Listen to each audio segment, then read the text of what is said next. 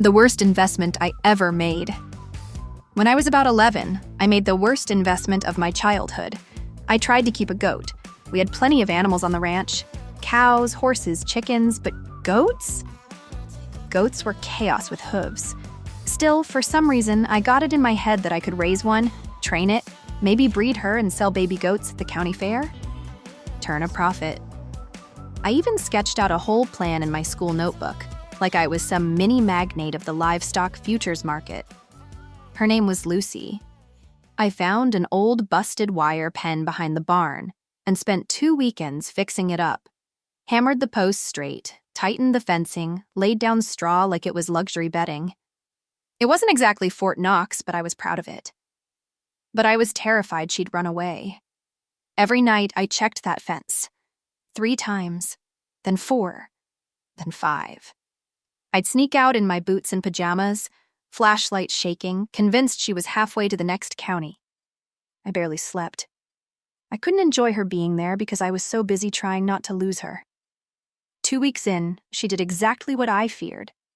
Kicked through the weakest part of the pen and disappeared into the hills. And that was that.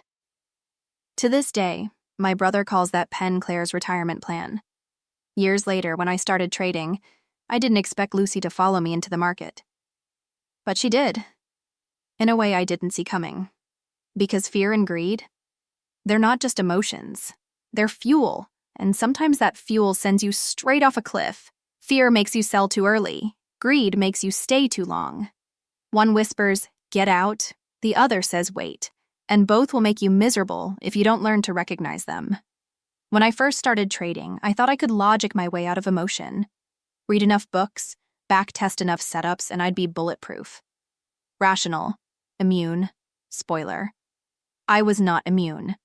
I'd take a trade, it would move against me, and my stomach would drop like I was 11 again. Watching Lucy's shadow vanish beyond the tree line. The second I made a little profit, I'd cash out. Not because the strategy said to, because I was scared to lose what I had.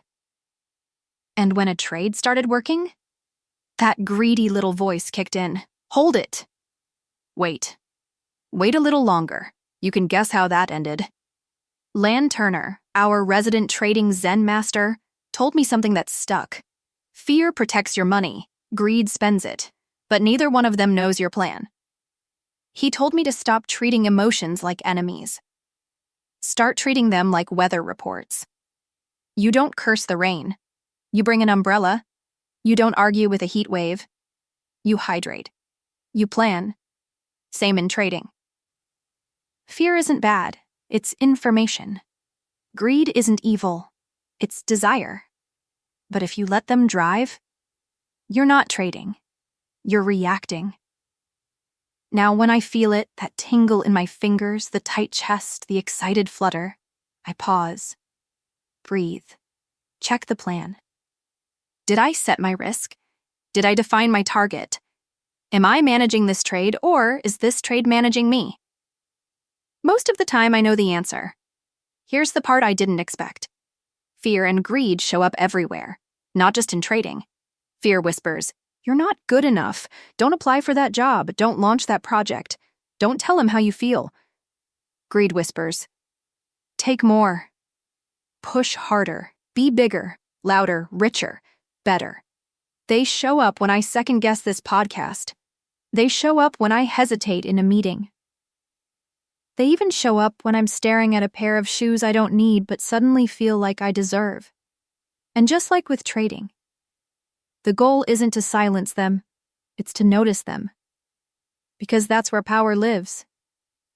So yeah, Lucy the goat ran away, and so did more than a few trades. But I don't check the fence 5 times anymore. I check the plan. I write it down. I stick to my strategy. And when fear says you're not ready, I smile and say, that's fine.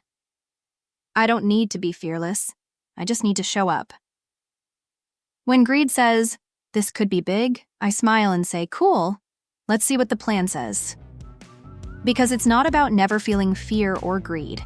It's about learning how to keep them in the passenger seat. All right, that's enough metaphor for one episode. Thanks for hanging out with me on Pit News on Air. I'm Claire Christensen. And whether you're holding a trade, chasing a goat, or just trying to hold it together, you're not alone. If this hit home, drop me a note at pitnews.com. And if it didn't, that's okay. Not every goat stays in the pen. Catch you next time.